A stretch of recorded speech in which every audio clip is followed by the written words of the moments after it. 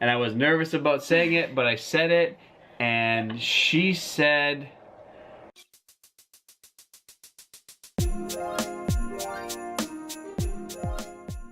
Hey guys, we are back with another episode of Storytime Saturday, and today we are going to be talking about Trevor's favorite story, the first time we said I love you to each other. Yeah. And you guys are about to find out why this is his favorite.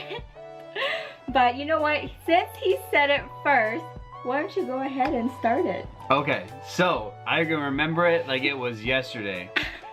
We were at my place, and I had one of those chin-up bars things that you put on your door frame, and Kian was standing just outside of my room, and I walked over and I was like just hanging from like the chin-up bar, and I had grabbed her like with my legs and like pulled her in, and then I gave her a kiss, and I told her I loved her for the first time, and I was nervous about saying it, but I said it.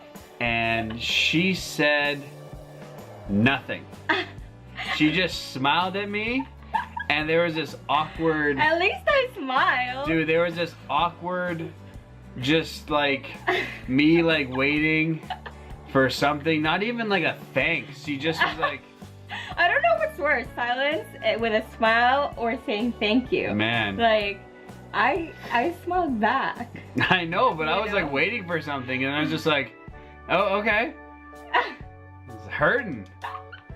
And he was acting so cold for the rest of the afternoon, I remember. Like, yeah, he was, I think it actually kind of ticked me off. He was quiet, and then eventually I asked him what was wrong, and then he told me that it was because I didn't say I love you back. I put myself out there, man, and you just like didn't even respond.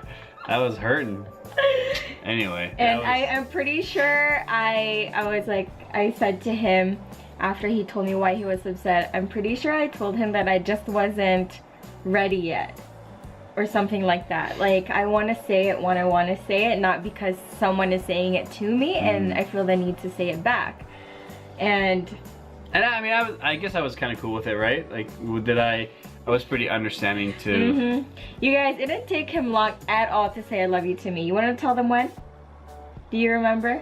I don't know the exact date. I know, but do you know like how long after we started dating though? I do, I'll tell you. Couple weeks? 2 weeks, you guys. It took him 2 weeks to tell me he loves me. And yeah. That's too soon. That's a little bit quick. Well, I guess in your defense, we did know each other 4 years prior, but we didn't know each other well at that time. But yeah. It's okay, I don't blame you for loving me right away. I mean, hello, who's gonna complain about that? Yeah. Yeah. At least say something. Like a thanks, at least. Thanks, dude, and then high five. Yeah, be like, aw. Oh, thank you. You're so cute. Yeah, like that. Let's go get some food. Is that better?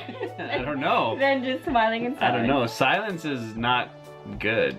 Oh. But I smiled. But anyways. Anyway, now to you. Yeah, I'll tell you about the time that I finally said I love you. So I'm really the type of person who wants to make sure that when I say it, I really truly mean it. Again, nothing to do with feeling pressured because my partner has already said it.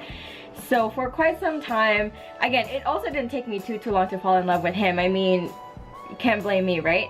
And I remember I was battling with it, not necessarily because I didn't want to love him, but because I was like, am I really feeling it? Am I ready? Am I ready to say it? And for quite a while, I was kind of holding back because I just wanted to make sure that I'd say it when I really truly meant it. This is gonna have to be a different Storytime Saturday episode because this happened when Trevor lied to me and for a surprise. For 2 months, right? Yeah, something like that, 2 months. Straight lies. He lied to me. So a little bit of background story is that he was in martial arts. He was qualified to go into the world's competition in Italy, and he told me that he was going, but it turns out that he actually wasn't gonna go and that he was gonna meet me in Chicago instead. So obviously we're in Calgary, we live in Calgary, but I have family back home in Chicago. Bless you.